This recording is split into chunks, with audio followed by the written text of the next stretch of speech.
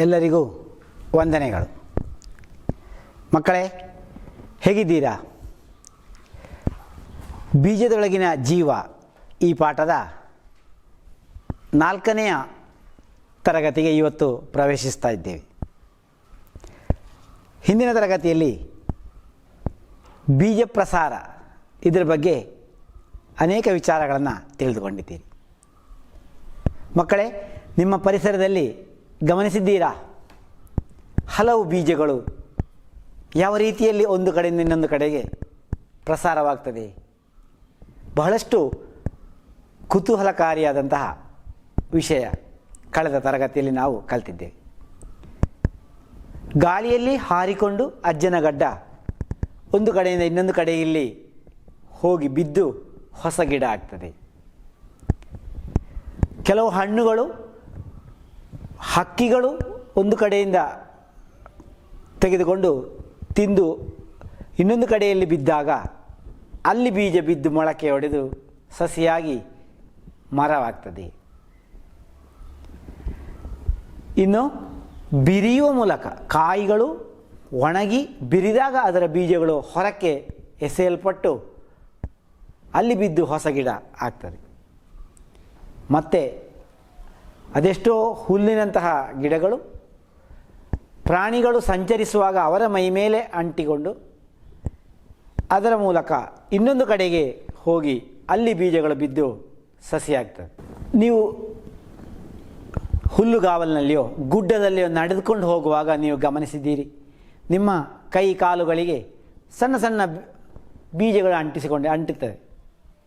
ನಿಮ್ಮ ಬಟ್ಟೆವರೆಗೆ ಸಣ್ಣ ಬೀಜಗಳು ಅಂಟಿರ್ತವೆ. ನೀವು ಇನ್ನೊಂದು ಕಡೆಯಲ್ಲಿ ಹೋಗುವಾಗ ಅದನ್ನು ತೆಗಿತೀರಿ, ಆಗ ಅದರ ಬೀಜ ಅಲ್ಲಿ ಬೀಳ್ತದೆ.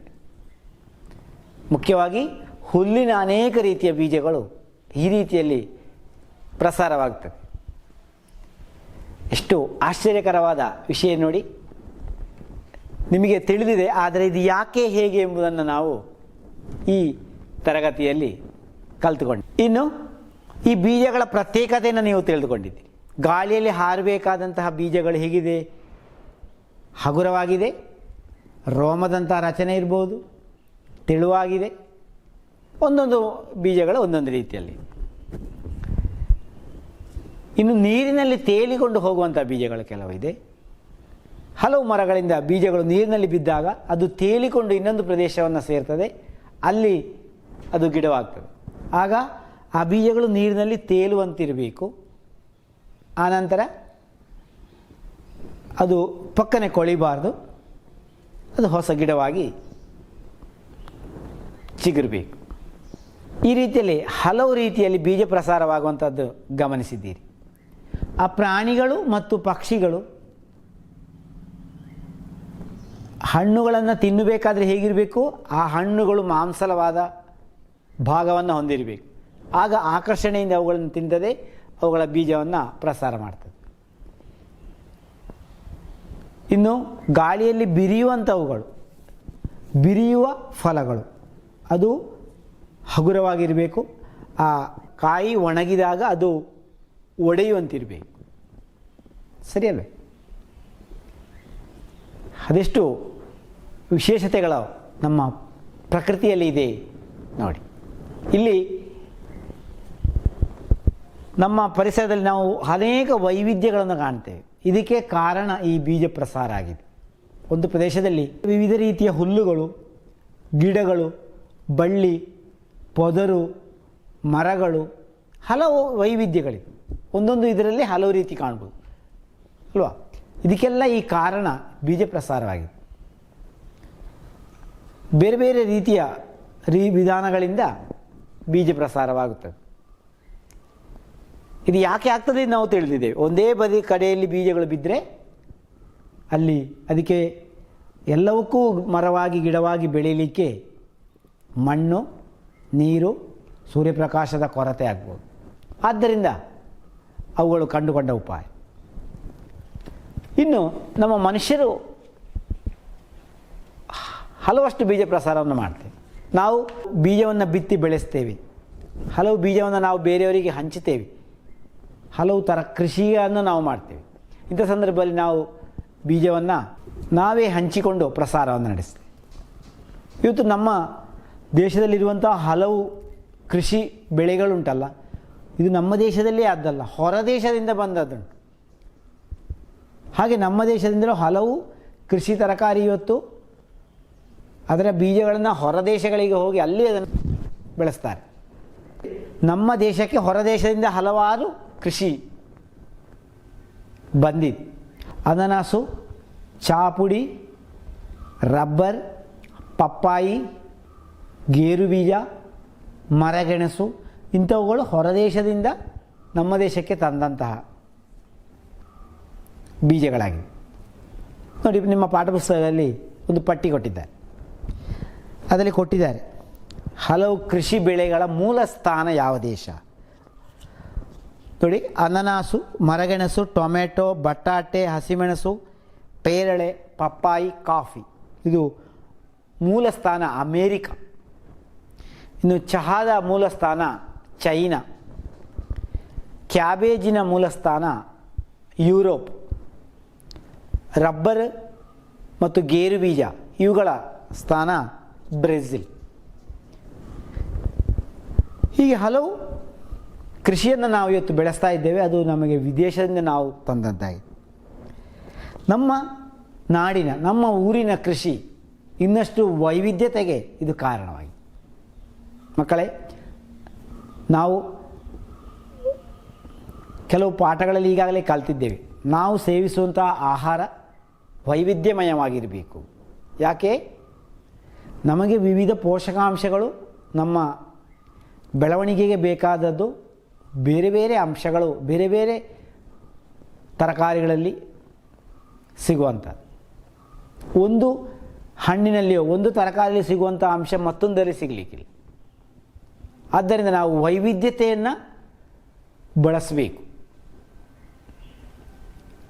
ಈ ರೀತಿಯಲ್ಲಿ ಇವತ್ತು ಹಲವು ಕೃಷಿಗಳಲ್ಲಿ ವೈವಿಧ್ಯತೆಯನ್ನು ಇವತ್ತು ನಮ್ಮ ದೇಶದಲ್ಲಿ ತರ್ತಾ ಇದ್ದಾರೆ. ಇವತ್ತು ನಾವು ಗಮನಿಸಿದರೆ ನಮ್ಮ ಊರಿಗೆ ಬೇಕಾದ ವಸ್ತು ನಮ್ಮ ಊರಿನಲ್ಲೇ ಬೆಳೆಸಲಿಕ್ಕೆ ಆಗ್ತದಾ? ಇವತ್ತು ನೀವು ಗಮನಿಸಿರ್ಬೋದು, ಎಲ್ಲಿಯಾದರೂ ಒಂದು ಕಡೆ ಲಾರಿ ಮುಷ್ಕರ ಆಯಿತು ಅಂತ ಆಗುವಾಗ ನಮ್ಮ ಊರಿನಲ್ಲಿ ಬೇಕಾದ ನಮಗೆ ತರಕಾರಿ, ಜೀನಸು ಸಾಮಗ್ರಿಗಳು, ಧಾನ್ಯಗಳು ನಮಗೆ ಸಿಗುವುದು ಕಷ್ಟ ಆಗ್ತದೆ. ಅವುಗಳ ಬೆಲೆ ಹೆಚ್ಚಾಗ್ತದೆ. ಅಂದರೆ ನಮ್ಮ ಊರಿನಲ್ಲಿ ನಮಗೆ ಬೇಕಾದ ವಸ್ತು ಪೂರ್ಣವಾಗಿ ನಾವು ಇವತ್ತು ಬೆಳೆಸ್ತಾ ಇಲ್ಲ. ನಮ್ಮ ಕೃಷಿಯ ಮೂಲ ಉದ್ದೇಶ ಸುಸ್ಥಿರವಾದ ಕೃಷಿ, ಸ್ವಾವಲಂಬಿ ಕೃಷಿ. ಎಂದರೆ ನಮ್ಮ ಊರಿಗೆ ಬೇಕಾದ್ದು ನಾವೇ ಬೆಳೆಸಲಿಕ್ಕೆ ಸಾಧ್ಯವಾಗಬೇಕು. ನಮಗೆ ಎಲ್ಲವನ್ನು ಬೆಳೆಸಲಿಕ್ಕೆ ಸಾಧ್ಯ ಇಲ್ಲ, ಆದರೆ ಸಾಧ್ಯವಾದಷ್ಟು ಮಟ್ಟಿಗೆ ನಾವು ಬೆಳೆಸಲಿಕ್ಕೆ ಪ್ರಯತ್ನ ಮಾಡಬೇಕು. ಯಾಕೆ ಲಾಭ ಇದರಿಂದ? ನಾವು ತರಕಾರಿ ಕೃಷಿಯನ್ನು ಹೆಚ್ಚು ಬೆಳೆಸಿದರೆ ನಮಗೇನು ಲಾಭ? ನೀವೇ ಊಹಿಸ್ಬೋದು. ಒಂದನೇದಾಗಿ ಆರ್ಥಿಕ ಲಾಭ ಇದೆ. ನಾವು ಹಣ ಕೊಟ್ಟು ವಸ್ತುವನ್ನು ಕೊಂಡುಕೊಳ್ಳಬೇಕಾಗಿಲ್ಲ. ನಮ್ಮ ಹಿತ್ತಿಲಲ್ಲಿಯೋ, ನಮ್ಮ ಗದ್ದೆಯಲ್ಲಿಯೋ, ನಮ್ಮ ತೋಟದಲ್ಲಿಯೋ ನಮಗೆ ತರಕಾರಿ ಬೆಳೆಸಿತು. ಎರಡನೇದಾಗಿ ನಮಗೆ ಆ ಕೃಷಿಯ ವಿಧಾನ ನಾವು ತಿಳಿಬೋದು. ಈ ಒಂದು ಬೀಜ ಮೊಳಕೆ ಹೊಡೆದು ಗಿಡವಾಗಿ ಆಗುವ ಹಂತಗಳನ್ನು ನಾವು ನೋಡಿದ್ದೇವೆ. ಅದೇ ರೀತಿ ನಮಗೆ ಅದನ್ನು ನಾವು ಕೃಷಿಯ ವಿಧಾನ ಕಲೀಲಿಕ್ಕೆ ಸಾಧ್ಯ. ಮೂರನೇದಾಗಿ ರಾಸಾಯನಿಕಗಳನ್ನು ಬಳಸದೆ ಸಾವಯವ ರೀತಿಯಲ್ಲಿ ನಮಗೆ ಬೆಳೆಸಲಿಕ್ಕೆ ಸಾಧ್ಯ. ಇವತ್ತು ಮಾರುಕಟ್ಟೆಯಲ್ಲಿ ಸಿಗುವಂತಹ ಹಲವಷ್ಟು ತರಕಾರಿಗಳಲ್ಲಿ ಅದನ್ನು ಬೆಳೆಸುವಾಗ ಅದಕ್ಕೆ ವಿಪರೀತವಾಗಿ ರಾಸಾಯನಿಕ ಗೊಬ್ಬರಗಳನ್ನು, ರಾಸಾಯನಿಕ ಕೀಟನಾಶಕಗಳನ್ನು ಬಳಸ್ತಾರೆ. ಈ ಅಂಶಗಳು ಅದರ ತರಕಾರಿಯಲ್ಲಿದ್ದು ಅದು ನಾವು ಸೇವಿಸುವಾಗ ನಮ್ಮ ಶರೀರಕ್ಕೆ ನಿಧಾನವಾಗಿ ವಿಷದ ರೂಪದಲ್ಲಿ ಪರಿಣಮಿಸಬಹುದು. ನೀವು ಕೇಳಿರ್ಬೋದು, ಎಂಡೋಸಲ್ಫಾನ್ ಎಂಬಂತಹ ಒಂದು ಮನುಷ್ಯನ ನರಮಂಡಲವನ್ನು ಬಾಧಿಸುವಂಥದ್ದು. ಗೇರು ಮರದ ಹೂಗಳಿಗೆ ಬಿಡುವಂತಹ ಎಂಡೋಸಲ್ಫಾನ್ ಎಂಬ ಒಂದು ಕೀಟನಾಶಕ, ಅದು ಮಣ್ಣಿನಲ್ಲಿ ಬಿದ್ದು ನೀರಿನಲ್ಲಿ ಸೇರಿ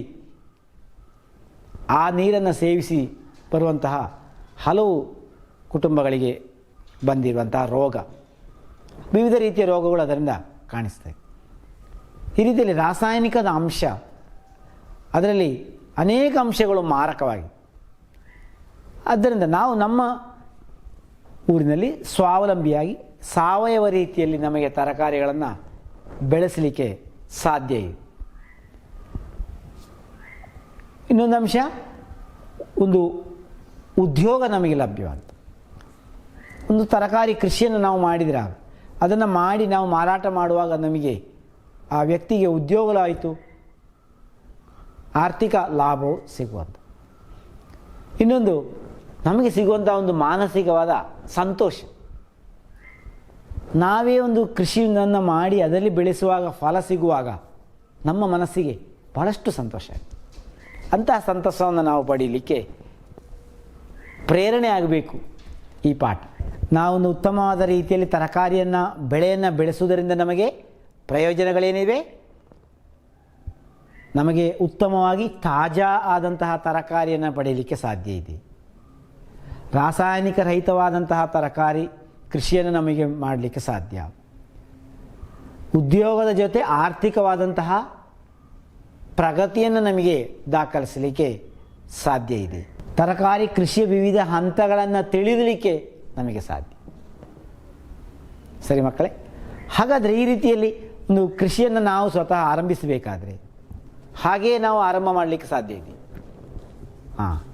ಅದಕ್ಕೆ ನಾವು ಕೆಲವು ಯೋಜನೆಯನ್ನು ತಯಾರು ಮಾಡಬೇಕು. ಒಂದು ತರಕಾರಿ ಕೃಷಿಯನ್ನು ಬೆಳೆಸಲಿಕ್ಕೆ ಯೋಜನೆ ಯಾವ ರೀತಿಯಲ್ಲಿ ಮಾಡ್ಬೋದು? ಹಾಗಾದರೆ ತರಕಾರಿ ತೋಟವನ್ನು ನಾವು ನಿರ್ಮಿಸುವುದಿದ್ದರೆ ಏನೆಲ್ಲ ವಿಚಾರಗಳನ್ನು ಗಮನಿಸಬೇಕು? ಅದರ ಯೋಜನೆಯಲ್ಲಿ ಏನಿರಬೇಕು? ಮೊದಲಾಗಿ ಸ್ಥಳದ ಆಯ್ಕೆ. ಸ್ಥಳದಲ್ಲಿ ನಾವು ಬೆಳೆಸುವಂಥ ತರಕಾರಿಗೆ ಸೂಕ್ತವಾದ ಮಣ್ಣು ಇದೆಯೋ, ಇನ್ನು ಅಲ್ಲಿ ನೀರಿನ ವ್ಯವಸ್ಥೆ ಸರಿಯಾಗಿ ಸಿಗ್ಬೋದಾ, ಆಮೇಲೆ ಅಲ್ಲಿ ಸೂರ್ಯಪ್ರಕಾಶ ಸರಿಯಾಗಿ ಬೀಳುವಂಥದ್ದು ಗಮನಿಸಬೇಕಾದಂಥ ವಿಚಾರ. ಮಣ್ಣು, ನೀರಾವರಿ ವ್ಯವಸ್ಥೆ, ಸೂರ್ಯಪ್ರಕಾಶ ಸರಿಯಾಗಿ ಬೀಳುವಂತಹ ಸ್ಥಳವನ್ನು ಆಯ್ಕೆ ಮಾಡಬೇಕು. ಆಮೇಲೆ ಉತ್ತಮವಾದಂತಹ ರೋಗರಹಿತವಾದಂತಹ ಬೀಜಗಳನ್ನು ಅಥವಾ ಸಸಿಗಳನ್ನು ಆಯ್ಕೆ ಮಾಡಬೇಕು. ನಾವು ಕೃಷಿ ಮಾಡುವಂತಹ ಸಂದರ್ಭದಲ್ಲಿ ಆ ಸಸ್ಯದ ಉತ್ತಮವಾಗಿರಬೇಕು, ಅಥವಾ ನಾವು ಉಪಯೋಗಿಸುವಂತಹ ಬೀಜ ಉತ್ತಮ ಗುಣಮಟ್ಟದ ಕಾಯಿಯಿಂದ ಸಿಗುವಂಥದ್ದಾಗಿರಬೇಕು. ನೀವು ಹಾಳಾದ ಅಥವಾ ಏನು ರೋಗದಿಂದ ಕೂಡಿದಂತಹ ಒಂದು ಕಾಯಿಯ ಬೀಜವನ್ನು ಉಪಯೋಗಿಸಿ ಗಿಡವನ್ನು ಮಾಡಿದರೆ ಅದರಲ್ಲಿ ಉಂಟಾಗುವ ಎಲ್ಲ ಫಲವು ನಿಮಗೆ ರೋಗಬಾಧೆಯಾಗಲಿಕ್ಕೆ ಅವಕಾಶ ಇದೆ. ಆದ್ದರಿಂದ ಉತ್ತಮ ಬೀಜವನ್ನು ಆಯ್ಕೆ ಮಾಡಬೇಕು. ಆಮೇಲೆ ಗಿಡಗಳು ಮೊಳಕೆ ಬಂದ ಮೇಲೆ ಅವುಗಳಿಗೆ ಸರಿಯಾದ ಕೀಟನಾಶಕವನ್ನು ಉಪಯೋಗಿಸಿ. ಗಿಡಗಳು ಮೊಳಕೆ ಬಂದು ದೊಡ್ಡದಾಗುವ ಸಂದರ್ಭದಲ್ಲಿ ಹಲವು ಕೀಟಗಳು ದಾಳಿ ಇಡ್ತವೆ. ಕೀಟಗಳನ್ನು ನಾಶ ಮಾಡಬೇಕು, ಕೀಟನಾಶಕ ಉಪಯೋಗಿಸಬೇಕಾಗ್ಬೋದು. ಇನ್ನು ನೀವು ನೆಟ್ಟ ಗಿಡದ ಸುತ್ತಲೂ ಹುಲ್ಲು ಬೆಳೆದರೆ ಕಳೆ ಬೆಳೆದರೆ ಅವುಗಳನ್ನು ನೀವು ನಾಶ ಮಾಡಬೇಕಾಗ್ತದೆ. ಸೂಕ್ತವಾದ ಕಳೆನಾಶಕವಾದ ತಂತ್ರವನ್ನು ಬಳಸಬೇಕು. ಆಮೇಲೆ ಸೂಕ್ತವಾದ ಗೊಬ್ಬರವನ್ನು ಒದಗಿಸಬೇಕು. ನಿರಂತರವಾದ ಅದನ್ನು ನಾವು ಗಮನಿಸ್ತಿರ್ಬೇಕು. ಆದಾಗ ಉತ್ತಮವಾದ ಫಸಲು ನಮಗೆ ಸಿಗಲಿಕ್ಕೆ ಸಾಧ್ಯ. ಹಾಗಾದರೆ ಒಂದು ತರಕಾರಿ ತೋಟ ನಾವು ರೂಪಿಸುವಾಗ ಎಚ್ಚರ ವಹಿಸಬೇಕಾದ ಹಲವು ವಿಚಾರಗಳನ್ನು ನೋಡಿದೆವು. ಸೂಕ್ತವಾದ ಸ್ಥಳ ಆಯ್ಕೆ ಮಾಡಬೇಕು, ಸರಿಯಾದ ನೀರಿನ ವ್ಯವಸ್ಥೆ ಇರಬೇಕು, ಸ್ಥಳದ ಮಣ್ಣು ಉತ್ತಮ ಫಲವತ್ತಾಗಿ ಇರಬೇಕು, ಸೂರ್ಯಪ್ರಕಾಶ ಸರಿಯಾಗಿ ಬೀಳುವಂತಿರಬೇಕು, ಉತ್ತಮವಾದ ಬೀಜವನ್ನು ಆಯ್ಕೆ ಮಾಡಬೇಕು, ಕಳೆನಾಶಕ ಕೀಟನಾಶಕಗಳನ್ನು ಸೂಕ್ತ ಕಾಲದಲ್ಲಿ ಬಳಸಬೇಕು, ಸೂಕ್ತ ಗೊಬ್ಬರವನ್ನು ಬಳಸಬೇಕು, ಸಮಯಕ್ಕೆ ಸರಿಯಾಗಿ ಫಸಲನ್ನು ಕೊಯ್ಲು ಮಾಡಬೇಕು. ಈ ಹಂತಗಳಿಂದ ನಾವು ಉತ್ತಮ ತರಕಾರಿ ತೋಟ ನಿರ್ಮಿಸಲಿಕ್ಕೆ ಸಾಧ್ಯ ಇದೆ. ಮಕ್ಕಳೇ, ಇದರೊಂದಿಗೆ ಈ ಪಾಠ ಭಾಗದ ಕೊನೆಗೆ ನಾವು ತಲುಪಿದ್ದೇವೆ. ಇಲ್ಲಿ ಕಲಿತಂತಹ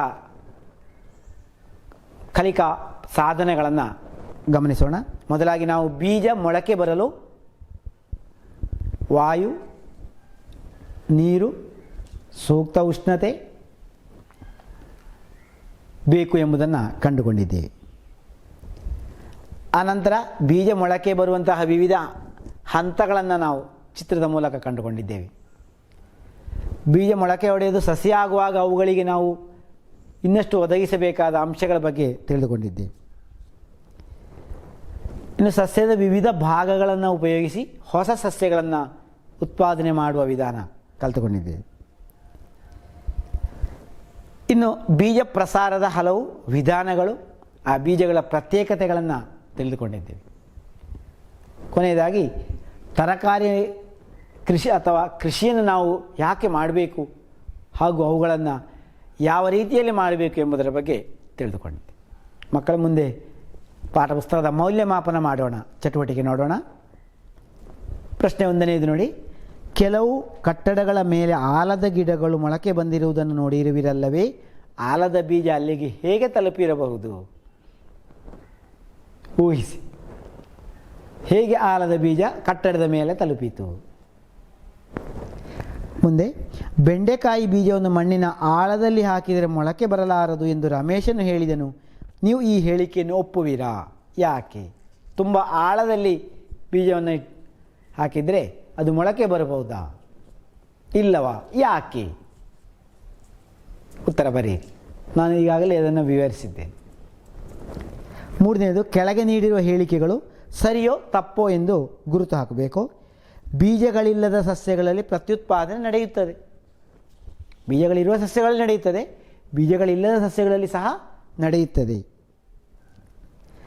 ಮಣ್ಣಿನಲ್ಲಿ ಹಾಕಿದ ಬೀಜಗಳು ಮಾತ್ರ ಮೊಳಕೆ ಬರುತ್ತವೆ. ನಾವು ಪ್ರಯೋಗ ಕಂಡುಕೊಂಡಿದ್ದೇವೆ, ಹತ್ತಿಯಲ್ಲಿ ಇಟ್ಟರೂ ಮೊಳಕೆ ಬರ್ತದೆ. ಹಾಗಾದರೆ ಇಲ್ಲಿ ಸರಿಯಾ ತಪ್ಪ? ಆಲೋಚನೆ ಮಾಡಿ. ಮನುಷ್ಯನ ಬೀಜ ಪ್ರಸಾರ ನಡೆಸುತ್ತಾನೆ. ಬೀಜ ಮೊಳಕೆ ಬರುವಾಗ ಬೇರು ಮೊದಲು ಹೊರಬರುವುದು. ಬೇರು ಮೂಲ, ಕಾಂಡ ಮೂಲ ನೆನಪು ಮಾಡಿಕೊಳ್ಳಿ.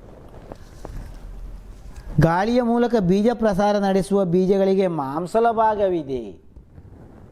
ಗಾಳಿಯಲ್ಲಿ ಬೀಜ ಪ್ರಸಾರವಾಗುವಾಗ ಅದು ಮಾಂಸಲ ಭಾಗ ಬೇಕಾ? ಆಲೋಚನೆ ಮಾಡಿ. ಬೀಜ ಮೊಳಕೆ ಬರಲು ಸೂರ್ಯಪ್ರಕಾಶದ ಅಗತ್ಯವಿಲ್ಲ. ನಾವು ಪೆಟ್ಟಿಗೆಯಲ್ಲಿಟ್ಟು ನೋಡಿದ್ದೇವೆ. ಸರಿಯಾ ತಪ್ಪ ಗುರುತು ಹಾಕಿ. ಸುನಿತಾಳ ಶಾಲೆಯಲ್ಲಿ ಕೃಷಿ ಕ್ಲಬ್ನ ನೇತೃತ್ವದಲ್ಲಿ ತರಕಾರಿ ತೋಟ ನಿರ್ಮಿಸುವ ಉದ್ದೇಶವಿದೆ. ಉತ್ತಮ ಫಸಲು ಸಿಗಲು ಯಾವೆಲ್ಲ ಸಲಹೆ ಸೂಚನೆಗಳನ್ನು ಅವರಿಗೆ ನೀವು ನೀಡಬಲ್ಲಿರಿ? ನಾನು ಇವತ್ತು ತರಗತಿ ಕೊನೆಯಲ್ಲಿ ಹೇಳಿರುವಂಥದ್ದು, ತರಕಾರಿ ತೋಟ ನಿರ್ಮಾಣ ಮಾಡುವಾಗ, ಆ ಯೋಜನೆ ಮಾಡುವಾಗ ಯಾವೆಲ್ಲ ಅಂಶಗಳನ್ನು ನೆನಪಿನಲ್ಲಿಟ್ಟುಕೊಳ್ಳಬೇಕು, ಅದನ್ನು ಉತ್ತರ ಬರಿ. ಮುಂದೆ ಮುಂದುವರೆದ ಚಟುವಟಿಕೆಗಳ ಭಾಗವಾಗಿ 5 ಬಗೆಯ ತರಕಾರಿ ಬೀಜ ತೆಗೆದುಕೊಂಡು ಮೊಳಕೆ ಬರಲು ಬೇಕಾದ ಎಲ್ಲ ಅಗತ್ಯ ಘಟಕಗಳನ್ನು ಒದಗಿಸಿ ಮೊಳಕೆ ಬರಿಸಿರಿ. ಬೀಜಗಳು ಮೊಳಕೆ ಬರುವ ಅವಧಿ ಒಂದೇ ರೀತಿಯಾಗಿದೆ ಎಂದು ಕಂಡುಹಿಡಿಯಿರಿ. 5 ರೀತಿಯ ಬೀಜಗಳನ್ನು ಮೊಳಕೆ ಬರಲಿಕ್ಕೆ ಹಾಕಿ ನೋಡಿ. ಸ್ವಲ್ಪ ಮಣ್ಣು ನೀರು ತೆಗೆದು ಮೊಳಕೆ ಹಾಕಿಟ್ಟು ನೋಡಿ. ಬೀಜ ಮೊಳಕೆ ಬರುವಂತಹ ಸಮಯ, ಎಲ್ಲ ಬೀಜಗಳಿಗೂ ಒಂದೇ ಸಮಯ ಸಾಕ ನೋಡಿ. ಕಾಂಡಗಳನ್ನು ನೆಟ್ಟು ಬೀಜಗಳನ್ನು ಮೊಳಕೆ ಬರಿಸಿ ನುಗ್ಗೆ ಗಿಡ ಬೆಳೆಸಬಹುದಲ್ಲವೇ? ಇದೇ ರೀತಿಯಲ್ಲಿ ಬೇರೆ ಬೇರೆ ವಿಧಾನಗಳಿಂದ ಹೊಸ ಗಿಡ ತಯಾರಿಸಲು ಸಾಧ್ಯವಿರುವ ಸಸ್ಯಗಳು ನಿಮ್ಮ ಇವೆಯೇ ಎಂದು ನಿರೀಕ್ಷಣೆ ಮಾಡಿ ಕಂಡುಕೊಳ್ಳಿ. ಈಗ ನಾವು ಹೇಳಿದ್ದೇವೆ ನುಗ್ಗೆಯನ್ನು ಕಾಂಡವನ್ನು ನೆಟ್ಟು ಹೊಸ ಗಿಡ ಮಾಡ್ತೇವೆ ಅಂತ. ಹಾಗೆ ಮಾತ್ರ ಅಲ್ಲ, ನುಗ್ಗೆಯಲ್ಲಿ ಆಗುವಂಥ ಬೀಜವನ್ನು ಸಹ ಆಗ್ತದೆ. ಆ ಬೀಜವನ್ನು ಬಿತ್ತಿ ಸಹ ಹೊಸ ಗಿಡ ಮಾಡಲಿಕ್ಕೆ ಸಾಧ್ಯ ಉಂಟು. ಇದೇ ರೀತಿಯಲ್ಲಿ ಕಾಂಡದಿಂದಲೂ ಬೀಜದಿಂದಲೂ ಹೊಸ ಗಿಡ ಮಾಡುವಂಥದ್ದು ಬೇರೆ ಕೆಲವು ಸಸ್ಯಗಳು ಇವೆ. ಅವುಗಳು ಯಾವುದು ಕೇಳಿ ತಿಳಿದುಕೊಳ್ಳಿ. ವಿವಿಧ ರೀತಿಯ ಬೀಜ ಪ್ರಸಾರವಾಗುವ ಬೀಜಗಳನ್ನು ಸಂಗ್ರಹಿಸಿ ವರ್ಗೀಕರಿಸಿರಿ, ಅವುಗಳನ್ನು ಅಂಟಿಸಿ ಒಂದು ಆಲ್ಬಮ್ ತಯಾರಿಸಿ. ವಿವಿಧ ರೀತಿಯ ಬೀಜಗಳನ್ನು ಒಂದು ಸಂಗ್ರಹ ಮಾಡಬೇಕು, ಅವುಗಳನ್ನು ಅಂಟಿಸಬೇಕು. ಕೃಷಿಗೆ ಸಂಬಂಧಿಸಿದ ಹಿರಿಯರ ತಿಳುವಳಿಕೆ ಮತ್ತು ನಾಣ್ಣುಡಿಗಳನ್ನು ಸಂಗ್ರಹಿಸಿ ಒಂದು ಹಸ್ತಪತ್ರಿಕೆ ತಯಾರಿಸಿ. ಕೃಷಿಗೆ ಸಂಬಂಧಿಸಿದ ಹಲವು ನಾಣ್ಣುಡಿಗಳಿದೆ. ಬೇಸಾಯಗಾರ ಬೇಗ ಸಾಯ, ಕೃಷಿತೋ ನಾಸ್ತಿ ದುರ್ಭಿಕ್ಷಂ ಎಂಬುದಾಗಿ ಹೇಳ್ತಾರೆ. ಕೈ ಕೆಸರಾದರೆ ಬಾಯಿ ಮೊಸರು. ಈ ರೀತಿಯಲ್ಲಿ ಕೃಷಿಗೆ ಸಂಬಂಧಿಸಿ ಹಲವು ನಾಣ್ಣುಡಿಗಳಿದೆ, ಗಾದೆ ಮಾತುಗಳಿದೆ. ಇದನ್ನು ಸಂಗ್ರಹಿಸಿ. ಇದರ ಪಾಠದ ಕೊನೆಯಲ್ಲಿ ನಮ್ಮ ಉದ್ದೇಶ ಕೃಷಿಯ ಬಗ್ಗೆ ಆಸಕ್ತಿ ಮೂಡಿಸಬೇಕು. ನಮ್ಮ ಪರಿಸರದಲ್ಲಿ ಸಾಧ್ಯವಾದಷ್ಟು, ನಮಗಿರುವಂತಹ ಸ್ಥಳದಲ್ಲಿ ಸಾಧ್ಯವಾದಷ್ಟು ಸ್ಥಳದಲ್ಲಿ ಕೃಷಿ ಮಾಡಲಿಕ್ಕೆ ನಾವು ಪ್ರಯತ್ನಿಸಬೇಕು. ಹಣ್ಣುಗಳು, ತರಕಾರಿಗಳು, ಸ್ವಾವಲಂಬನೆಯ ಬದುಕು ನಮ್ಮದಾಗಬೇಕು. ನಿಮಗೆ ಗೊತ್ತಿದೆ, ಶಾಲೆಗಳಲ್ಲಿ ಇಕೋ ಕ್ಲಬ್ಬಿನ ಮೂಲಕ ಚಟುವಟಿಕೆಗಳನ್ನು ನಡೆಸ್ತೀರಿ. ಸೀಡ್ ಕ್ಲಬ್ಗಳಿವೆ. ಶಾಲೆಯಲ್ಲಿ ಕೃಷಿ ಭವನದ ಮೂಲಕ ಬೀಜಗಳನ್ನು ಒದಗಿಸ್ತಾರೆ. ಈ ರೀತಿಯಲ್ಲಿ ನೀವು ಸಹ ಬೀಜಗಳನ್ನು ಸಂಗ್ರಹಿಸಿ, ಬೀಜಗಳನ್ನು ನೆಟ್ಟು ಆ ಕೃಷಿಯಲ್ಲಿ ಒಂದು ಖುಷಿಯನ್ನು ಕಾಣುವಂತಹ ಮನೋಭಾವವನ್ನು ನಿಮ್ಮದಾಗಿಸಬೇಕು. ಇದರೊಂದಿಗೆ ಈ ಪಾಠ ಇಲ್ಲಿಗೆ ಮುಕ್ತಾಯವಾಯಿತು. ಮುಂದಿನ ಪಾಠದೊಂದಿಗೆ ಮತ್ತೆ ಭೇಟಿಯಾಗೋಣ. ವಂದನೆಗಳು.